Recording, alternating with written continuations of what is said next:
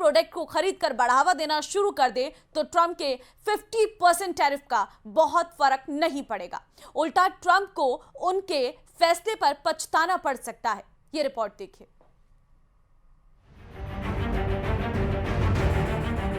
स्वदेशी, ये हमारा जीवन मंत्र बनना चाहिए दोस्त।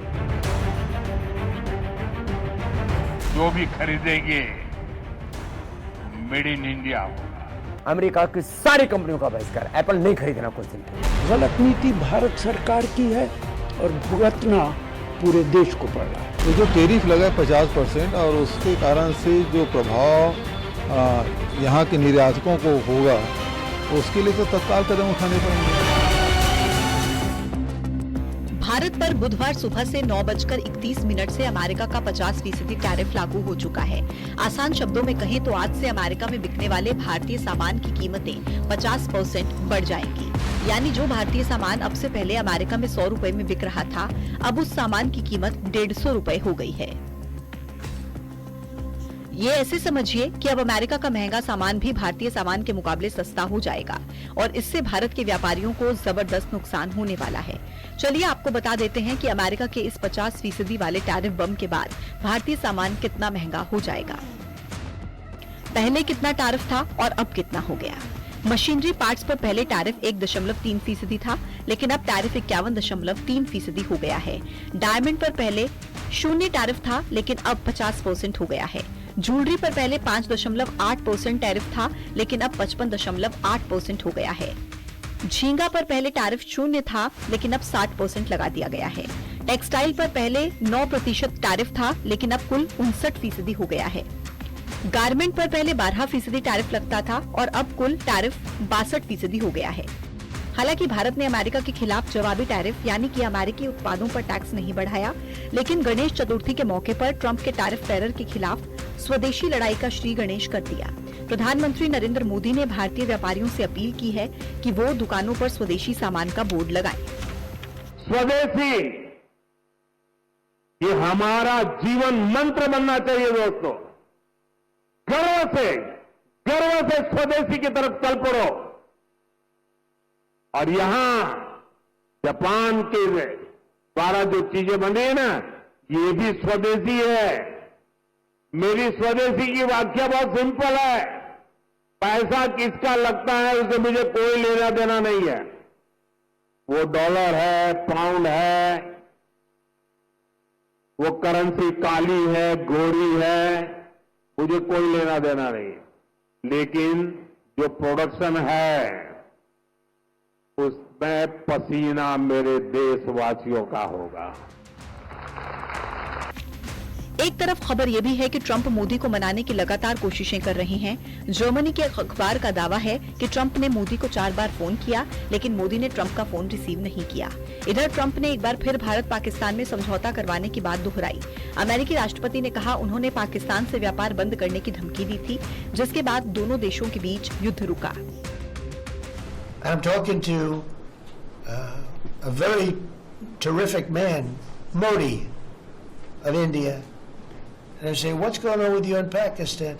Then I'm talking to Pakistan on trade. I said, what's going on with you in India? And the hatred was tremendous. Now, this has been going on for a hell of a long time, like sometimes with different names for hundreds of years. But I said, what's going on? I said, I don't want to make a trade deal. No, we want to make trade deal. And that was very important to them. I said, call me back tomorrow, but we're not going to do any deals with you, or we're going to put tariffs on you that are so high. You were there, Howard, right? Yeah. You're going to put tariffs on you that was so high, I don't give a damn, your head's going to spin. You're not going to end up in a war. Trump के tariff terror को बेअसर करने के लिए PM Modi ने vocal for local का मंत्र दिया। अगर हर भारतवासी स्वदेशी प्रोडक्ट को खरीदकर बढ़ावा देना शुरू कर दे तो ट्रंप के 50% टैरिफ का बहुत फर्क नहीं पड़ेगा। उल्टे ट्रंप को उनके फैसले पर पछताना पड़ सकता है। तो हर बात में अपना देश आत्मनिर्भर होना चाहिए, अपने घर से शुरू करना। जब ये स्वदेशी की बात करते हैं तो लगता है कि विदेशों से संबंध नहीं रहेंगे व्यापक, ऐसा नहीं है। आत्मनिर्भर होना यानी बाकी लोगों को बंद करना नहीं है, आत्मनिर्भर होना है। लेकिन दुनिया परस्पर निर्भरता पर चलती है, कुटुंब भी परस्पर निर्भरता पर चलता है, और इसलिए अंतर्राष्ट्रीय व्यापार तो चलेगा और उसमें लेन देन होगी। बस इसमें दबाव नहीं होना चाहिए, स्वेच्छा होनी चाहिए। भारत 140 करोड़ की आबादी वाला दुनिया का सबसे बड़ा बाजार है। दुनिया का हर देश भारत में अपने प्रोडक्ट बेचने की कोशिश करता है, क्योंकि यहाँ दुनिया का सबसे बड़ा कंज्यूमर वर्ग है। अगर सभी भारतीय अमेरिकी सामानों का बहिष्कार करना शुरू कर दें, तो अमेरिका की तमाम कंपनियों को भारी नुकसान झेलना पड़ सकता है। Bureau report, news 18। अमेरिका द्वारा भारत पर लगाए टैरिफ का असर वस्त्र नगरी भीलवाड़ा में देखने को मिलेगा। टेक्सटाइल उद्योगपतियों के मुताबिक इस टैरिफ वॉर से करीब 15 से 20% तक व्यापार पर पड़ेगा असर, लेकिन उन्हें उम्मीद है कि सरकार उन्हें कोई ना कोई अच्छा पैकेज देकर राहत देगी, जिससे कि इस गंभीर स्थिति में वो अपना उद्योग सुचारू रूप से चला सकें। इसके साथ ही उद्योगपतियों ने भी ट्रेड वॉर को लेकर सरकार के पक्ष में अपनी सहमति जताई है। अमेरिका टैरिफ या फिर यूं कहें ट्रंप का टैरिफ, इससे कहीं ना कहीं जो टेक्सटाइल उद्योग है प्रभावित हो रहा है। हम हैं भिलवाड़ा में और हमारे साथ हैं डॉक्टर एस एन मोदानी, जो राजस्थान टेक्सटाइल मिल्स एसोसिएशन के चेयरमैन हैं। बात करते हैं, जानते हैं किस प्रकार से ये क्या इम्पैक्ट देगा टेक्सटाइल जो उद्योग है उन पर। सर, जो अमेरिकन टैरिफ है या फिर यूं कहें ट्रंप का जो टैरिफ है, कितना इम्पैक्ट रहेगा, क्या प्रभाव रहेगा इसका जो टेक्सटाइल उद्योग है उन पर? इंडिया का जो टेक्सटाइल ट्रेड है वो अमेरिका के साथ में $5 बिलियन का है, तो उसमें इम्पैक्ट आएगा, because that accounts for 12% of Indian textile exports to US. और बट स्लोली बिकॉज जैसे भी टाइम निकलेगा, because Indian economy has a strong base as on date, because when we go for this $160 billion is Indian textiles trade, in which we hope, हमारा लगता है कि 6% की growth होगी, तो कम से कम $10 बिलियन का एक्स्ट्रा रेवेन्यू एक साल में जो बढ़ेगा।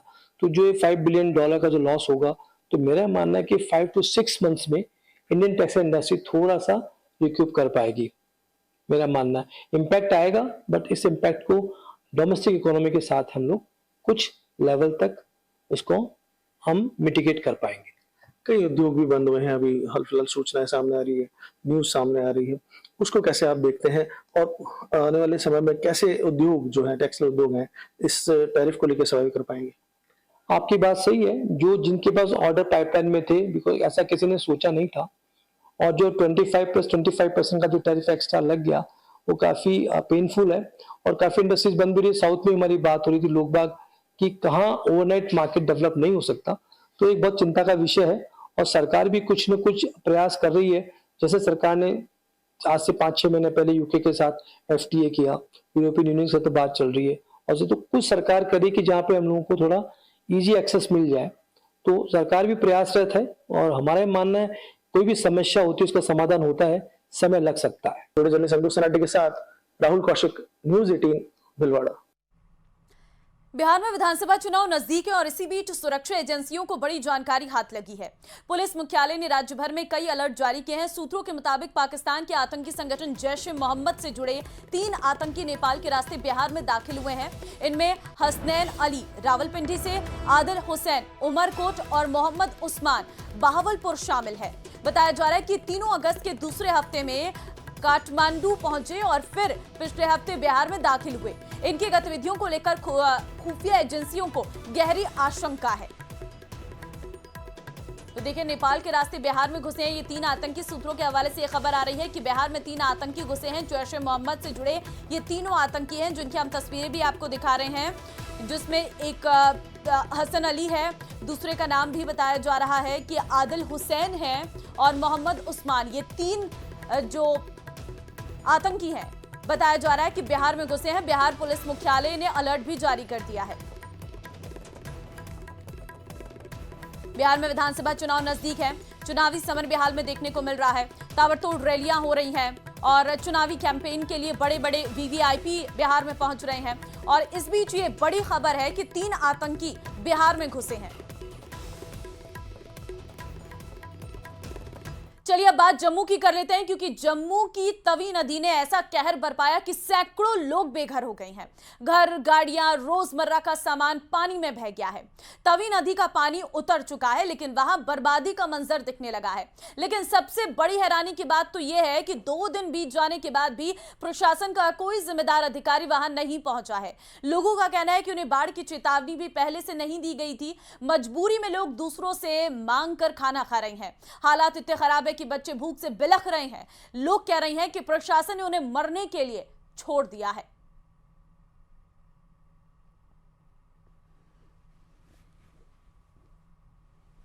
कि ये एक ऐसी तबाही है। मैं यहाँ पर बैठी हूँ, अब समझिए कि 8 फुट का ये गेट है। 4 से 4.5 फुट जो गेट है वो बिल्कुल मलबे के नीचे दब चुका है और ये ताला लगा हुआ है। ये घर है, घर की हालत बेहद ज्यादा खराब है। यूं तो ये कहने को पहाड़ बन चुका है, लेकिन एक सीधी गली थी और ये साथ में आप देखिए ये घर है, यहाँ पूरा मलबे का ढेर बन चुका है। विशाल, आप यहाँ पर प्लीज तस्वीरें दिखाएं। पूरा घर मलबे के ढेर में तब्दील हो गया है। आप देखिए आधा घर जो है वो लगभग जो पानी का बहाव आया, पानी की जो रेत मिट्टी थी वो इस घर में चली गई। मतलब अंदाजा लगा सकते हैं कि वो त्रासदी कैसी होगी, कितना नुकसान यहाँ पर हुआ होगा। क्या लोग अपनी जान उस समय बचा रहे होंगे या फिर फर्नीचर बचाया होगा? नहीं, लोगों का कहना है कि जो तन पे कपड़े लगे थे उस टाइम पे अपने बच्चों के साथ बस वही लेकर वो यहाँ से सुरक्षित जगह पे निकले, अपना कुछ बचा नहीं सके, सब कुछ बर्बाद हो गया। आज भी डर और खौफ में ये लोग जी रहे हैं, क्योंकि इनको नींद नहीं आ रही। इनको लग रहा है कि तवी नदी के नजदीक रहते हैं। विशाल, आप यहाँ से आइए, तवी नदी के ये नजदीक रह रहे हैं और यहाँ पीछे आप तस्वीरें देखें। आप वहां जाइए और दिखाएं कि यहाँ से पानी आता है, यहाँ पे घर है, इस तवी से उफान का पानी आता है, पानी का लेवल बढ़ जाता है और बढ़ते पानी का जो लेवल है वो लगातार बढ़ते बढ़ते इस मोहल्ले में आ जाता है। और देखिए इस मोहल्ले की हालत अब बद से बदतर हो गई है। प्रशासन का कोई भी शख्स अभी तक यहाँ नहीं पहुंचा, ऐसा इस मोहल्ले के लोगों का कहना है। लोगों का रो रो कर बुरा हाल है, क्योंकि इनके आशियाने पूरी तरह से तबाह हो चुके हैं। जम्मू की तवी नदी का पानी अब कुछ कम हुआ है, लेकिन जैसे जैसे पानी उतरा तबाही का असली मंजर सामने आया। सैकड़ों लोग बेघर हो चुके हैं, घरों के भीतर का सारा सामान बह गया है और गाड़ियां तक डूब गई हैं। बारिश थम चुकी है, लेकिन बारिश थमने के बाद ही बहुत सी ऐसी तस्वीरें सामने आई हैं जिसमें कितना नुकसान हुआ है, कितनी बर्बादी हुई है, ये हम आपको दिखाएंगे। तवी के नजदीक रहने वाले लोगों का नुकसान देखिए किस तरीके से हुआ है। यहाँ पर गाड़ी पूरी तरीके से जो पानी आया था उसके बीच में पहले डूब गई। जब पानी का लेवल कम हुआ तो धीरे धीरे जब गाड़ी बाहर आई तो गाड़ी का कुछ भी नहीं बचा। यहाँ के स्थानीय लोगों का आरोप है कि पिछले कई घंटों से, चूंकि आज 1.5 दिन हो गया है तो 2 दिन होने वाले हैं और कोई भी यहाँ पर पूछने के लिए नहीं आया है। यहाँ तक कि लोगों का कहना है कि खुद ही जब पानी का लेवल बढ़ गया तो खुद अपने बच्चों को उन्होंने यहाँ पर बचाया था। कुछ लोग यहाँ पर, आप देखिए भीड़ जमा हुई है और यहाँ पे हम लोगों से बात करने की कोशिश भी करेंगे कि यहाँ पे कुछ महिलाएं हैं, उनसे बात करेंगे। मैम, ये इतनी बाढ़ आई, इतना पानी आया, तो किस तरह की सिचुएशन उस समय बनी, क्योंकि तवी के बिल्कुल नजदीक घर है? तो हम तो बैठे थे, पानी आया तब मैं धीरे धीरे खत्म हो जाएगा, ये तो एकदम आया पानी, तो हमें तो बचाने की कोशिश ही नहीं करी, तो हम तो डूब जाते। ये तो शुक्र है माता रानी का कि रात को नहीं आया पानी, अगर रात को पानी आता तो हम तो बह गए थे। तो फिर कैसे आपने यहाँ से निकाला, कैसे खुद को? पानी तो चारों तरफ तवी का आ गया, चौबी तक आ गया था ना पानी, तो लड़कों ने मदद की हमारी, बच्चों ने कबाड़ का दर, पीछे से रास्ता है उधर से निकल के गए थे। SDRF की टीम आई यहाँ पे?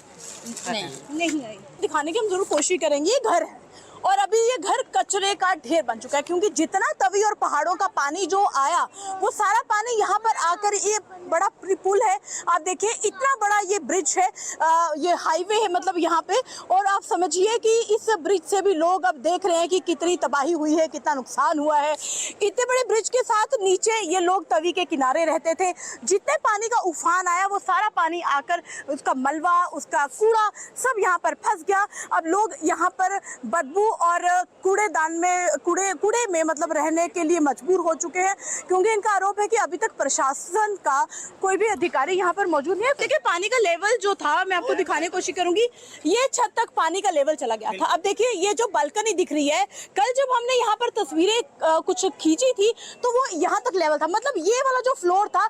आरोप लगाया है। पूरा मामला क्या है इस रिपोर्ट के जरिए समझिए।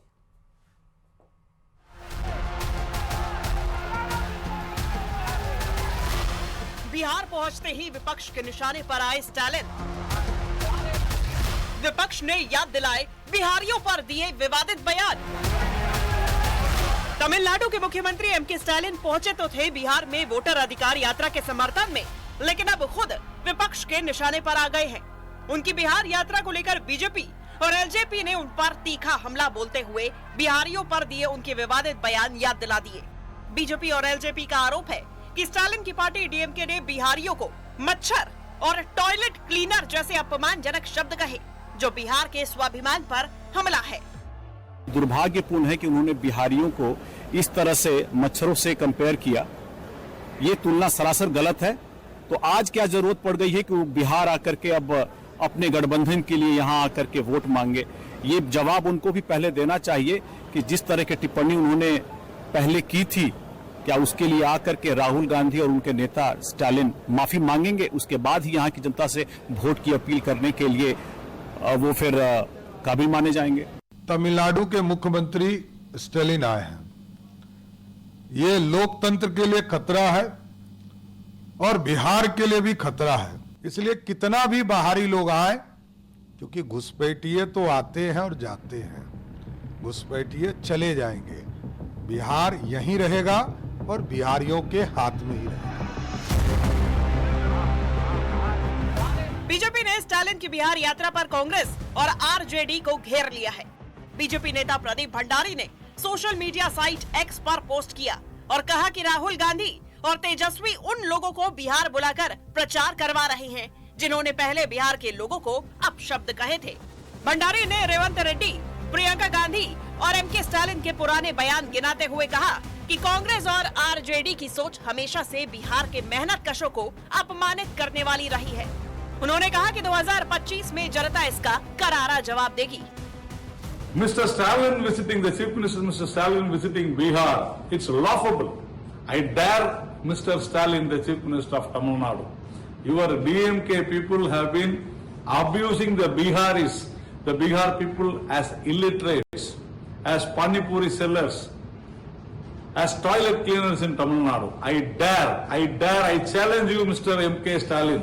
If you have the guts, you go and tell Bihar people today that you people are toilet cleaners in Tamil Nadu. चुनाव से ठीक पहले स्टालिन की बिहार यात्रा ने बीजेपी गठबंधन को बैठे बिठाए मौका दे दिया है।